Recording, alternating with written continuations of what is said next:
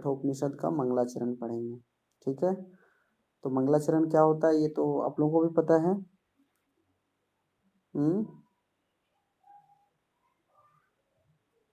मंगलाचरण क्या होता है पता है कि नहीं?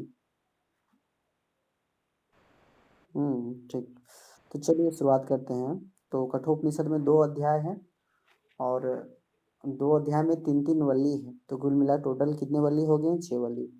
तो आज मंगलाचरण स्टार्ट करते हैं। मंगलाचरण मतलब कोई भी पुस्तक को शुरुआत करने से पहले मंगलाचरण किया जाता है। मंगलाचरण कहने का मतलब उस पुस्तक को शुरुआत लिखने से पहले और उसका एक मंगलाचरण में अपने इष्ट देवता को याद किया जाता है, ताकि वह पुस्तक जो जिसकी रचना या फिर जिसको हम पढ़ने जा रहे हैं उसको अच्छे से हम पढ़ पाएँ, उसको अच्छे से हम समझ पाएँ। ये पढ़ने वाले को दृष्टिकोण हुआ, और जो लिखने वाले को दृष्टिकोण ये हो जाएगा कि वो पुस्तक की रचना जब वो करने जा रहा होगा तो उसकी जो किसी तरह की बीच में कोई बाधा ना आए, इस उद्देश्य से मंगलाचरण किया जाता है। तो कठोपनिषद का भी मंगलाचरण है। प्रथम वल्ली हम लोग स्टार्ट करते हैं, तो आइए देखते हैं ना।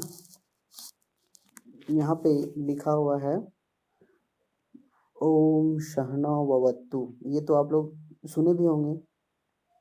ओम सहना ववत्तु सहनौ भुनक्तु सवीर्यं करवावहै तेजस्विनावधीतमस्तु मा द्विषावहै, है ना। माँ विद्विषामहे। तो ओम सहनाववतु सहनौ भुनक्तु सह वीर्ये करवावहै तेजस्विनावधीतमस्तु मा विद्विषामहे, है ना। विद्विषामहे। तो ये मंगलाचरण है और ये इम्पोर्टेंट भी है और इसमें बहुत सारी चीज़ें देखने को मिलता है। तो सबसे पहले लिखता ओम, है ना। ध्यान देखो, यहाँ पे आप ध्यान देंगे कि ओम जो है कैसे लिखा हुआ है। ओम यहाँ पे जो शब्द है वो किस प्रकार से लिखा हुआ है, ध्यान दीजिए। ओम तो हम पढ़ाए थे ना आप लोगों को, ह्रस्व दीर्घ प्लुत, याद है? पढ़ाए थे ना। हाँ, ह्रस्व दीर्घ प्लुत जो पढ़ाए थे, तो उसमें बताए थे कि का अगर प्लुत लिखना हो तो का के पीछे तिल लिख देंगे, ठीक है। तो ओ के बाद तिल लिखा हुआ है और बाद में म लिखा हुआ है, ठीक है। तो ओ को लंबे समय तक खींचेंगे, जैसे ओ म लास्ट में, ठीक है। तो देखिए वो प्लुत ओ है, ठीक है। वो क्या है? वो प्लुत ओ है। तो इस प्रकार से यहाँ पे क्लियर हो गया, है ना।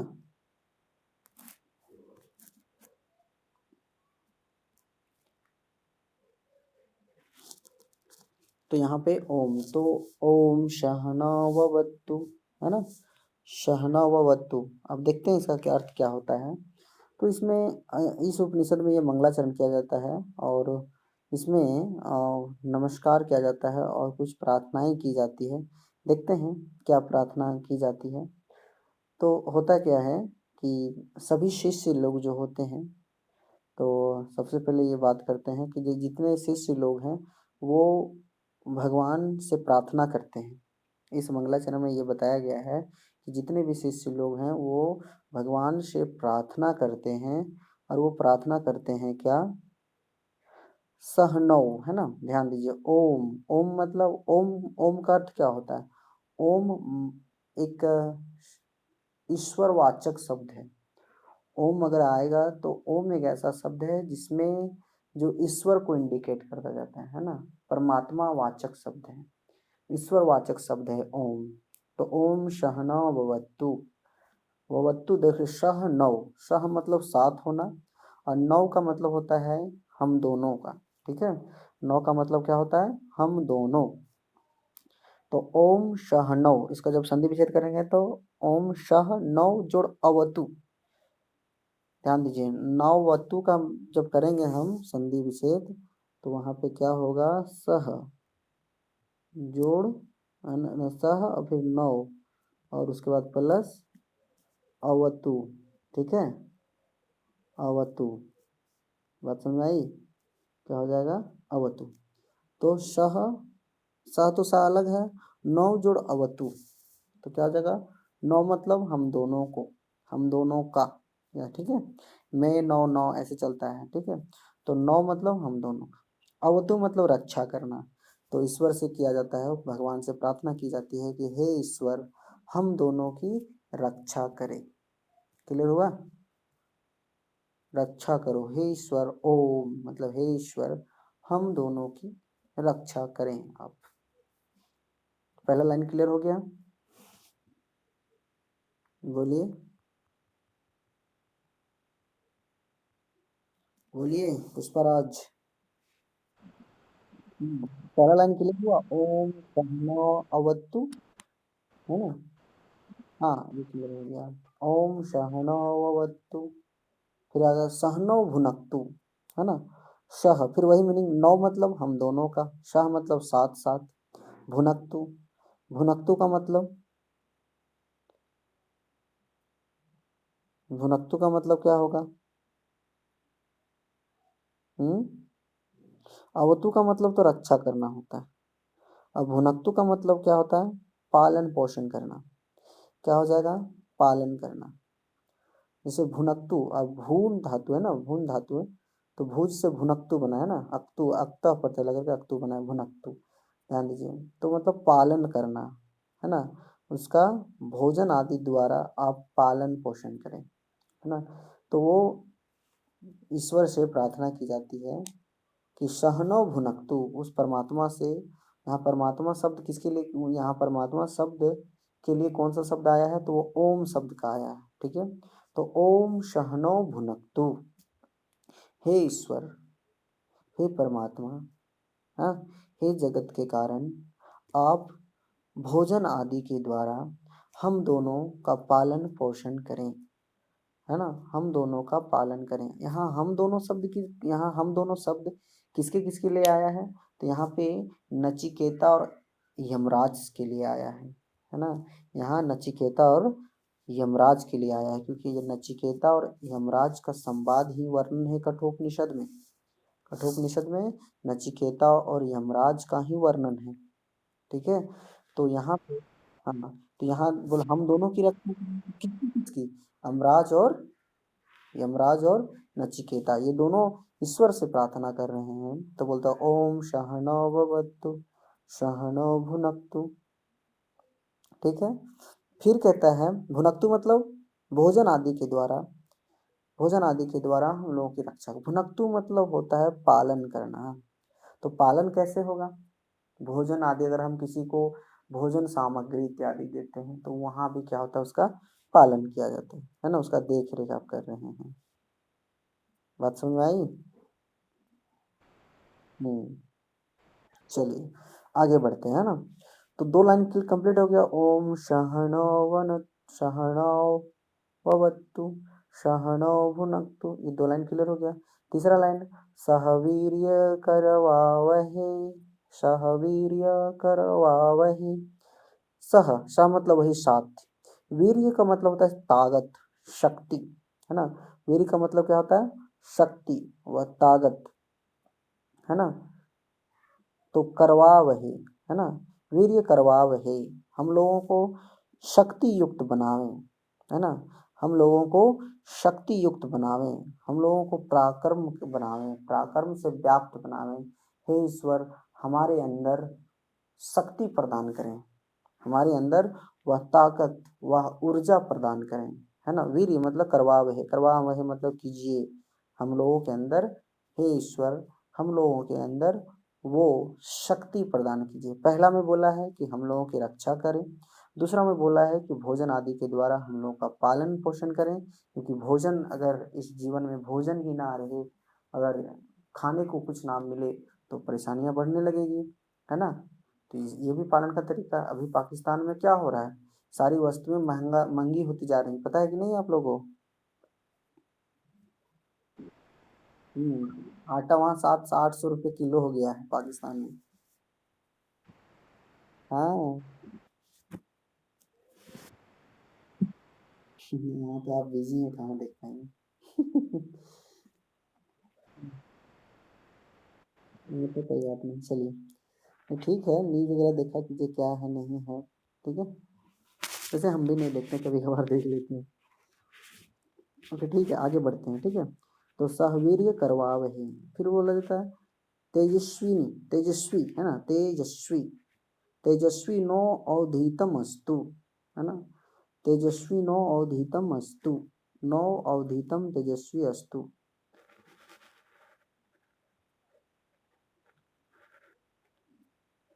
ध्यान दीजिए, इसका अर्थ क्या लिखा हुआ है, ध्यान दीजिए। नौ मतलब हम दोनों का, अवधीतम, अवधीतम, अवधीतम मतलब हमारे अंदर जो स्थित है, हमारे अंदर जो भी ज्ञान स्थित है ना, हम दोनों का पड़ा हुआ ज्ञान करते रहे, है ना। हमारे अंदर जो ज्ञान है ना, हमारे अंदर ज्ञान है, वह ज्ञान, वो ज्ञान की बढ़ोतरी दिन प्रतिदिन होते रहे, है ना। तेजस्वी, तेजस्वी मतलब तेजस्वी बालक होता है ना, तेजस्वी, तेजस्वी बालक मतलब तेज, है ना, प्रखर विद्यार्थी जो बोला जाता है। तो वो ईश्वर से प्रार्थना किया जाता है कि हमारे अंदर का जो ज्ञान है, हमारे अंदर में जो प्रतिभा है, वो प्रतिभा निखरे, है ना। हमारे अंदर का जो तेज है, वह तेज बढ़े, बात सुनाई, वह तेज बढ़े। तो इस प्रकार से नचिकेता और यमराज ये दोनों मंगलाचरण के दौरान, है ना, मंगलाचरण, इस मंगलाचरण में वो एक दूसरे, वो भगवान से प्रार्थना करते हैं कि हमारे अंदर जो तेज है, हमारे अंदर जो ज्ञान है, वह ज्ञान बढ़े, हमारे अंदर जो पड़ा हुआ ज्ञान है, वह ज्ञान बढ़े, है ना, इतना बढ़े, इतना बढ़े, वो जो बहुत ही तेजस्वी, जैसा जैसे तेजस्वी बालक होता है ना, उस टाइप से। ठीक है, क्लियर हुआ। तो इस प्रकार से यहाँ पे हम लोग एक दो तीन चार लाइन जो है वो कंप्लीट कर चुके हैं, ठीक है। आगे आते हैं, तो फिर बोलते हैं माँ विद्विषामहि, है ना, विद्विषामहि, माँ विद्विषामहि, विद्विषावहे लिखा हुआ है, मही विद्विषावहे।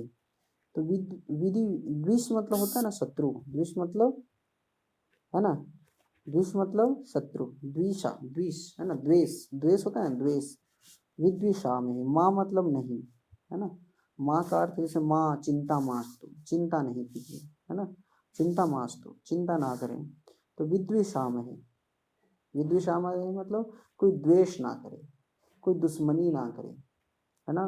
वो कहते हैं कि अब ईश्वर से प्रार्थना करते हैं कि हम दोनों से कोई ईर्ष्या ना करे, हम दोनों से कोई द्वेष ना करे, हम दोनों से कोई, हम दोनों से कोई दुश्मनी ना करे। ध्यान देंगे, जीवन में दुश्मन भी रहना अच्छी बात नहीं है, क्या, क्या पता कब कब कब क्या कुछ कर दे, है ना।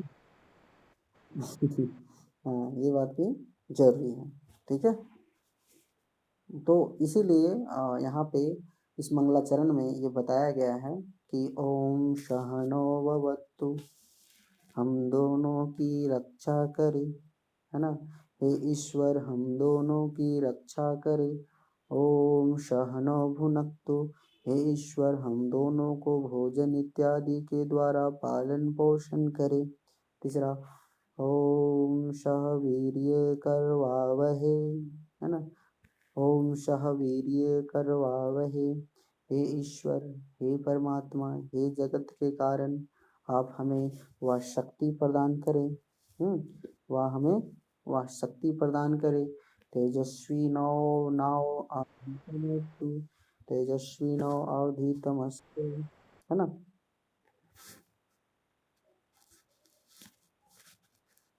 तेजस्वी नौ अवधीतम अस्तु, तो इसका ध्यान देखिए, क्या हो जाएगा, हमारे अंदर का, हमारे अंदर जो ज्ञान है ना, हमारे अंदर जो ज्ञान है, उस ज्ञान को दिन प्रतिदिन बढ़ाते रहें। और फिर लास्ट में क्या लिखा हुआ है, माँ विद्विषामहे, माँ विद्विषामहे। और आप हमें इस प्रकार से बनाए कि मैं इस योग्य हो जाऊं कि कोई मेरा दुश्मन ना रहे, लोग हमसे प्रेम करें, लोगों का हमसे बात व्यवहार बहुत अच्छा हो, मैं सबको खुश कर पाऊँ, कोई हमसे नाराज नहीं ना रहे, किसी के प्रति कोई हमसे द्वेष ना करे, कोई हमसे दुश्मनी ना करे। मुझे हम दोनों को आप इस प्रकार से बनाएं। और लास्ट में वो कहता है ओम शांति ही शांति ही शांति ही, है ना। तो यहाँ पर 3 बार शांति शांति कहा गया है, ठीक है। और इस प्रकार से हमें ओम शांति शांति ये तीनों प्रकार की तपों शांति प्रतीत करें, है ना। 3 प्रकार का तापों से शांति हो। 3 बार शांति शांति बोली जाती है मंत्र के लास्ट में। इसका मीनिंग समझते हैं आप अभी तक?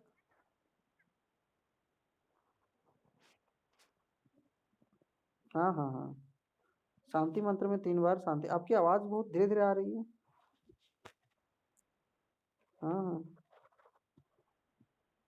नहीं अभी तो आवाज तेज आ रही थी, लेकिन क्या हो गया? रुकिए रुकिए, स्पीकर। हाँ हाँ, अभी ठीक। चलिए आगे बढ़े। ठीक। तो ये क्लियर हुआ। हाँ, तो यहाँ फिर से क्या मनीषा? लक्ष्मी लक्ष्मी बहुत दिनों बाद कभी कभार ज्वाइन करती हैं क्या लक्ष्मी?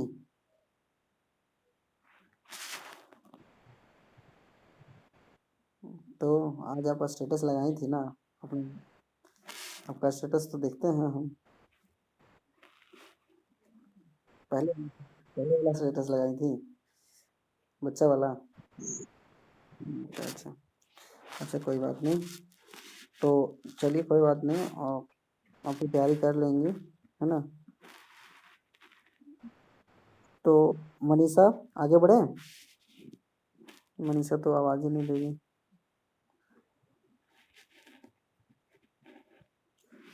तो ये श्लोक कंप्लीट हुआ, आई मीन ये मंगलाचरण कंप्लीट हुआ। पुष्पा आगे बढ़ते हैं।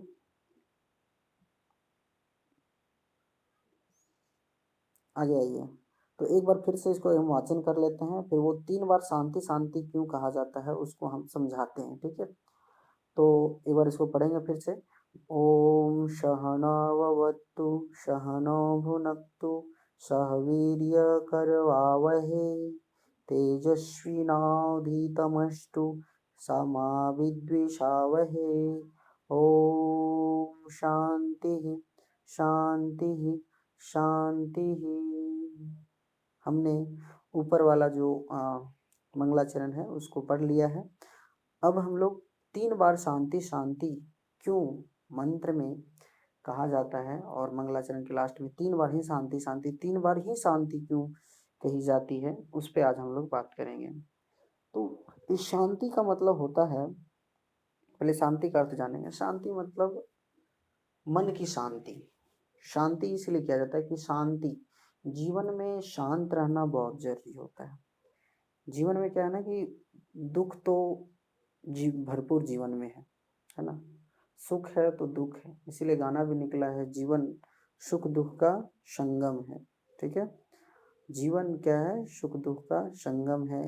कभी पतझड़ है तो कभी सावन है, कभी आता जाता बादल है, ठीक है। ये आता जाता मौसम है ना। तो इस प्रकार से क्या है ना, शांति, मनुष्य को शांति चाहिए। शांति शांति मन, बहुत लोग देखते हैं कि कभी इस चीज़ का टेंशन, कभी उस चीज़ का टेंशन, कभी एग्ज़ाम का टेंशन, कभी इंटरनल एग्ज़ाम का टेंशन, कभी पैसा नहीं है, फॉर्म भरना है, डेट आ गया, है ना, तैयारी नहीं है।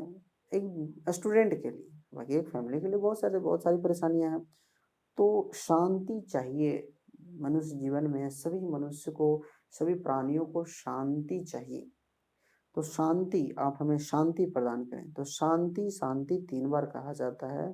इसका मतलब ये हुआ कि मन, इस हमारे, देखिए हम उसका आंसर बता रहे हैं, ठीक है। हम उसका आंसर बता रहे हैं कि 3 बार ही शांति क्यों कही जाती है। तो शांति शांति शांति 3 बार बोली जाती है, क्योंकि क्योंकि मनुष्य जीवन में 3 तरह का दुख होता है। दुख कितने प्रकार के हैं? 3 प्रकार के। आप लोग इसके पहले पढ़े होंगे। दुख कितने प्रकार के होते हैं? 3 प्रकार के, है ना? ये पढ़े होंगे, पढ़े इसके पहले। पहला दुख का नाम है आदि भौतिक दुख, दूसरा दुख का नाम है आदि दैविक दुख, तीसरा दुख का नाम है आध्यात्मिक दुख। दुख का ही अलग नाम है ताप, है ना? आध्यात्मिक ताप, दूसरा आदि दैविक ताप, तीसरा आदि भौतिक ताप। ताप मतलब दुख, है ना? पहला है आदि भौतिक दुख,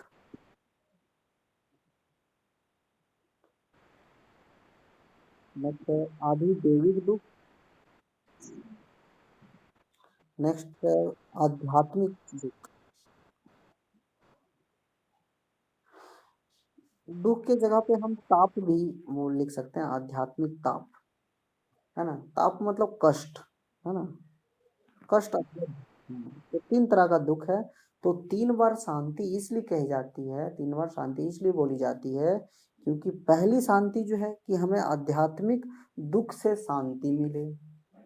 दूसरी बार शांति इसलिए की जाती है कि हमें आदि दैविक दुख से शांति मिले। तीसरी बार शांति इसलिए बोली जाती है कि हमें आध्यात्मिक दुख से शांति मिले। ये 3 प्रकार की ही दुख है। जीवन में जितनी भी सारी समस्याएं हैं, जितनी भी सारी कठिनाइयां हैं, जितना भी सारा प्रॉब्लम्स हैं, वो सारा प्रॉब्लम ये 3 दुखों के अंतर्गत ही आएगा। बात समझ में आई? तो 3 प्रकार का दुख है। आप लोग सांख्य दर्शन में पढ़े भी होंगे इसको, ना? सांख्य दर्शन अगर आप लोग पढ़े होंगे तो 3 प्रकार का दुख है ना? आध्यात्मिक दुख, आदि दैविक दुख, आदि भौतिक दुख। इसी का नाम है ताप, है ना? तो इसीलिए 3 बार शांति कही जाती है। अगर कोई पूछेगा कि 3 बार ही शांति क्यों बोली जाती है, ओम शांति शांति शांति, तो इसका जवाब मिला आपको?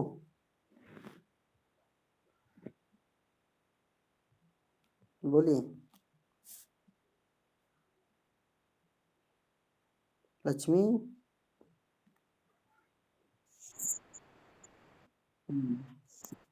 तो आदि भौतिक दुख, दुख 3 प्रकार के हैं, आदि भौतिक दुख, आदि दैविक दुख और आध्यात्मिक दुख। ठीक है? अब अब ये प्रश्न आता है कि आदि भौतिक दुख किसे कहते हैं, आदि दैविक दुख किसे कहते हैं, आध्यात्मिक दुख किसे कहते हैं? ठीक है, समझिए इसको। आदि भौतिक दुख, हेडिंग आप दे सकते हैं आदि भौतिक दुख, आदि भौतिक दुख। समझिए इसको। भौतिक शब्द समझने से पहले उसको आप एक भूत से भौतिक बनाओ, ठीक है? भूत में ठक पड़ते लगा देंगे तो भौतिक बनेगा। भूत मतलब कोई वस्तु नहीं। हाँ ठीक है, हाँ वो तो ठीक है, बीता हुआ वो तो अच्छी बात है। लेकिन यहाँ सेंस में जैसे पंच महाभूत, है ना? भूत जैसे पंच महाभूत कौन कौन है? पृथ्वी, अब तेज, वायु, आकाश, काल, है ना? तो 5 पंच महाभूत, तो पंचभूत, पंच तत्व, तो वही पंच तत्व है। पंच तत्व से बना शरीर है तो वो भूत उसको बोला जाता है। तो भूत मतलब कोई वस्तु, कोई सामान, ठीक है? तत्व। तो आदि भौतिक दुख, तो भूत से भौतिक, तो आदि भौतिक दुख किसे कहते हैं? मतलब आदि भौतिक दुख किसे कहा जाता है, ध्यान से समझिए। जैसे आपको बाहरी वस्तुओं से जो कष्ट होता है, आपको बाहरी वस्तुओं के कारण अगर कोई कठिनाइयां होती है, कोई परेशानियां होती है, कोई किसी तरह की कोई कठिनाइयां, कोई कष्ट या कोई दुख होता है, तो उस प्रकार के दुख को हम आदि भौतिक दुख कहेंगे। भौतिक मतलब बाहरी वस्तुओं से, बाहरी वस्तुओं से जो हमें दुख होता है, बाहरी वस्तुओं से जो हमें दुख होता है उसको आदि भौतिक दुख कहेंगे। जैसे, है ना? जैसे अगर आपके पास अभी अगर मोबाइल है और मोबाइल अचानक गिरा, क्लास करते करते, अभी आप क्लास कर रही हैं और क्लास करते करते आपका मोबाइल अगर गिर जाता है, मोबाइल फूट जाएगी क्या? तो मोबाइल एक वस्तु है, एक भूत है, एक प्राणी है कि नहीं? हम्म। अब वो वस्तु जब गिर जाएगी तो उस वस्तु से आपको कष्ट होगा। तो कष्ट किसके कारण हुआ? मोबाइल के कारण हुआ। तो बाह्य वस्तु के कारण जो हमें परेशानियां होती है, जो हमें दुख होता है, उस प्रकार के दुख को अधिभौतिक दुख कहेंगे। जैसे अभी आप जा रहे हैं, अचानक सांप काट लिया, ठीक है, बात समझ आ रही है? अभी आप जा रहे हैं, अचानक क्या हो गया, आपका सांप काट लिया। तो सांप काट लिया तो सांप आपसे अलग है ना, तो बाह्य वस्तुओं से आपको दुख, कोई मार दिया है ना, अचानक ये पीछे से आया, कोई पूरा जपाक के मार दिया, एक पत्थर माथे में, माथा आपका फट गया, दुख होगा आपको। लेकिन दुख हुआ किसके कारण? बाह्य वस्तु के कारण, है ना। तो जब आपको बाह्य वस्तु के कारण कोई दुख होता है, तो उस प्रकार के दुख को आप कौन किस कैटेगरी में रखेंगे? आदि भौतिक दुख में। और इस दुख को शांति, इस दुख से हमें परेशानी ना हो, यह दुख हमें, यह दुख से बिल्कुल, इस दुख से हमें शांति का अनुभव हो, इस दुख से हमें शांति मिले, इस दुख से हमें छुटकारा मिले, इस उद्देश्य से एक बार शांति शांति शांति, पहली शांति जो कि बोली जाती है, वो आदि भौतिक दुख से छुटकारा लेने के लिए। क्लियर हुआ?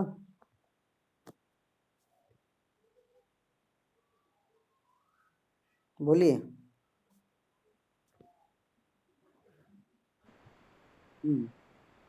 आगे बढ़े। नेक्स्ट है आपका, नेक्स्ट आपका है आधिदैविक दुख। क्या है? आधिदैविक दुख। आधिदैविक दुख को हम समझेंगे, ठीक है, कि आधिदैविक दुख क्या है। आधिदैविक दुख, ध्यान से दीजिए, देखिए आधिदैविक दुख क्या होता है। आधिदैविक दुख समझने से पहले देव शब्द को समझिए ना। देव से देविक बना हुआ है। देव मतलब देवता। देव मतलब देवता। देव मतलब देवता। तो देव से देविक, और उसमें आधि देविक, मतलब अगर कोई कष्ट आपको देवताओं के कारण हो, है ना, अगर कोई कष्ट आपको देवताओं के कारण, है ना, देवताओं से प्राप्त अगर कोई कष्ट आपको हो रही हो, तो उस प्रकार के दुख को, उस प्रकार के कष्ट को आधि देविक दुख कहेंगे। जैसे अगर लोग बोलते हैं ना कि ईश्वर की यही इच्छा थी, है ना, बोलो हो गया ईश्वर की यही इच्छा थी। जैसे अगर कोई जन्म से अंधा है, तो उसे अंधा होने का दुख होगा कि नहीं, सो बताओ। हम्म, बोलिए। हाँ, तो ऐसा नहीं लगता कि ईश्वर की यही इच्छा थी, इसीलिए तुम्हें ऐसा हुआ, तो वो दुख हुआ? मैं बोलते नहीं, हुआ थोड़ा सा, ये तो ये बाह्य वस्तु कारण नहीं हुआ, ये कहीं किसी और के, शायद ईश्वर की यही मंजूरी थी, देवताओं की यही इच्छा थी, इसीलिए आपको ये दुख हुआ। अचानक भूकंप आ जाता है, तो भूकंप आना, है ना, अधिकतर खूब ओलावृष्टि होना, अचानक खूब बारिश होने लगी, पूरा अंधड़ तूफान वगैरह आ गया। तो जब तूफान ज्यादा चलता था ना, बोलते पवन देव, पवन देव मतलब, पवन देव मतलब बहुत गुस्सा हो गए, इसीलिए हवा चली और सबको उड़ा के ले गई। अचानक बारिश होने लगी, आसपास में बाढ़ आ गई, ठीक है, बाढ़ आगे, बोले इंद्रदेव आज ज्यादा क्रोधित हो गए, अपने वज्र से लगता पूरा वज्रपात कर दिए क्या। तो तब उसमें दुख होगा कि ना, भाई अचानक बाढ़ आया और आपके घर को उड़ा के बहा के ले जाए, या फिर घर आपको वहीं रहे, सारा सामान बहा के ले जाए, तो परेशानी होगी कि नहीं? हम्म। या फिर मोबाइल आपका ले जाए, पूरा घर का सब कुकर उकर सारा ऐसे वगैरह ले जाए, सब बहा करके, तब तो परेशानी होगी। बोलिए। हम्म।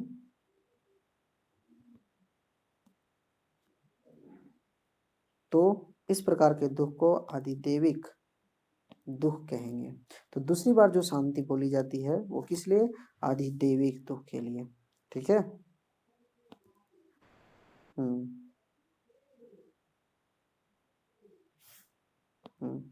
तो यहाँ पे आपका आधिदैविक दुख भी समाप्त हो गया। तीसरा आपका है आध्यात्मिक दुख। तीसरा क्या है? आध्यात्मिक दुख।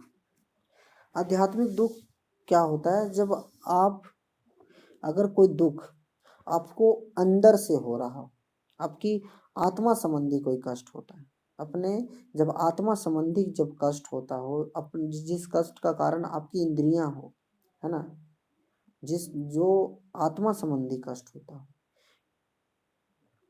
अगर कोई कष्ट आपकी इंद्रियों के कारण हो रहा हो, कोई कष्ट आपके अंदरूनी कष्ट हो, जैसे अचानक बुखार लग जाना, है ना, ईर्ष्या होना, क्रोध होना, है ना, जेलस फील करना, तो जेलस होना ये भी दुख का कारण होता है। तो ये सब आपके अंदरूनी कष्ट है। अचानक आपको बहुत जल्दी जल्दी गुस्सा आ जाता है, तो गुस्सा गुस्सा आना भी कष्ट है, ये सब दुख का कारण है। आप बहुत लालची हैं, तो लालची होना, तो जब लालची होंगी, तो लालची जब आप लालची होंगे, तो फिर आपको किसी दूसरे कुछ खाने को मन करेगा, कुछ किसी चीज को प्राप्त करने का मन करेगा, और जब वो प्राप्त नहीं हो पाएगा तो भी आपको कष्ट होगा। तो जी, जब कठिनाइयाँ अपने अंदरूनी कारण से हो, अपने आत्म संबंधी कष्ट जब हो, आत्मा से संबंधित, इंद्रियों से संबंधित अगर कोई कष्ट हो, तो इस प्रकार के कष्ट को आध्यात्मिक दुख कहेंगे, आध्यात्मिक कष्ट कहेंगे। क्या क्लियर हुआ?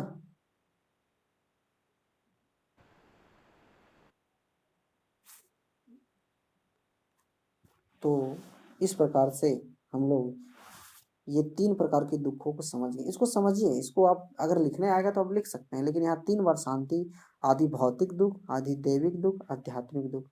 अब हम आप लोगों से पूछते हैं तो आप उसका जवाब देंगे। चलिए मान लिया जाए, लक्ष्मी आप लाइन में है ना, कि रोटी बना रही हैं आप? चलिए मान लिया जाए कि आप खाना बना रही हैं और ऊपर में आप कर रहे हैं, जहाँ किचन है उसके जस्ट ऊपर में आपको बेलना रखा हुआ है, अचानक बेलना आपके माथे पे गिर जाता है, तो आपको कष्ट होगा, तो वो किस प्रकार का दुख होगा? आदि भौतिक दुख, आदि दैविक दुख, या आध्यात्मिक दुख?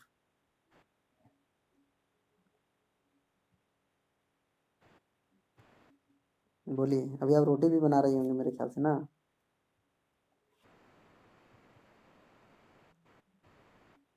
तो बोलो, कौन सा दुख है? आदि भौतिक, आदि दैविक, या आध्यात्मिक? आप इसका मतलब क्लास नहीं सुन रहे थे।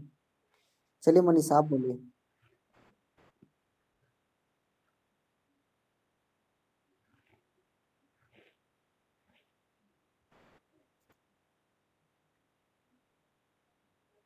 मनीषा,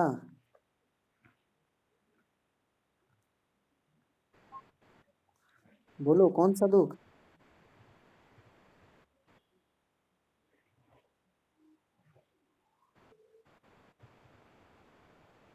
आदि भौतिक दुख, बाह्य वस्तु के कारण। अच्छा ठीक है। चलिए आप, पुष्पा आप बताइए। मान लिया जाए कि अचानक चक्रवात उठता है, ठीक है, चक्रवात समझती है ना पुष्पा? हाँ, तूफान। और आपके छत पे कुछ अगर वैसा कुछ कपड़ा वगैरह रखा हुआ है ना, वो कपड़ा उड़ा के सब ले जाए, तो आपको दुख होगा। तो वो किस प्रकार का दुख? अच्छा, वो देव, तो नहीं लग रहा कि तूफान होना, चक्रदेव, पवन देव का आदि देव। आध्यात्मिक दुख आपके अंदर जैसे बुखार हो जाना, जैसे अभी आपको सर्दी हुई है, तो ये कौन सा दुख है? आध्यात्मिक दुख। अचानक पैर दर्द कर रहा है ना, पेट दर्द कर रहा है, माथा दर्द कर रहा है, खूब तेज बुखार हो गया, ठीक है, तो वो क्या हो गया? आध्यात्मिक दुख। तो ये 3 प्रकार से दुखों को छुटकारा पाने के लिए, इस 3 प्रकार के दुखों से छुटकारा पाने के लिए किस प्रकार का दुख होता है वहाँ पे? वो आध्यात्मिक दुख कहलाता है, ठीक है। वो कौन सा दुख कहलाता है? आध्यात्मिक दुख कहलाता है, ठीक है। तो यहाँ पे क्या हो गया? आध्यात्मिक दुख। दूसरा क्या है? आदि दैविक दुख। फिर उसके बाद नेक्स्ट क्या है आपका? आध्यात्मिक दुख। आदि भौतिक, आदि दैविक और आध्यात्मिक। तो इस प्रकार से यहाँ पे हम लोग 3 प्रकार के दुख पढ़ लिए, और 3 प्रकार के दुखों को पढ़ने के साथ साथ हम लोगों ने ये इसका अध्ययन किया है, कठोपनिषद का मंगलाचरण का अध्ययन किया है। और मंगलाचरण के दौरान ओम शांति शांति शब्द 3 बार आया था। तो 3 बार क्यों आया? तीनों प्रकार से दुखों की छुटकारा प्राप्त करने के लिए, 3 प्रकार के दुख हमें ना हो, ठीक है, उन तीनों प्रकार से दुखों की छुटकारा मिले, इसलिए। तो मंगलाचरण हम लोग कंप्लीट कर लिए, ठीक है। तो आज का क्लास यहीं रखें।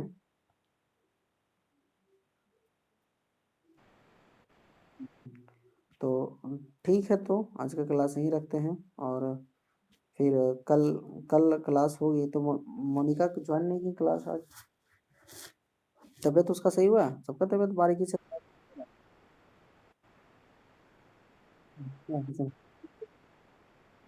नहीं, ठीक है, ठीक, ठीक है, थोड़ा ध्यान। नहीं, अब मनीषा की पारी है, पर क्या है। हाँ, ठीक, ठीक है, तो है ना। चलिए, शुभ रात्रि।